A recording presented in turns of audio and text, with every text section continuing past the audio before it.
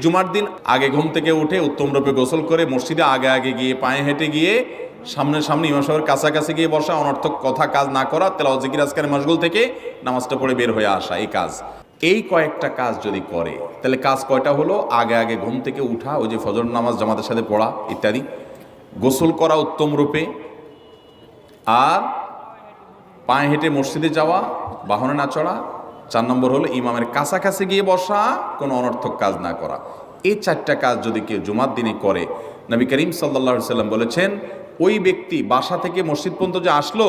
যতগুলো পা ফেলবে, যতগুলো স্টেপ ফেলবে, যতগুলো কদম দিবে, প্রতিটা কদমের বিনিময়ে আল্লাহ রাব্বুল আলামিন তার অ্যাকাউন্টে, তার আমল নামাতে 1 বছর রাত জেগে, সারা রাত জেগে তাহাজ্জুদ নামাজ পড়লে এবং 1 বছর সারা দিন, প্রত্যেকটা দিন পুরা বছর জুড়ে নফল রোজা রাখলে যে পরিমাণ সওয়াব পাইতো, 1 বছর নফল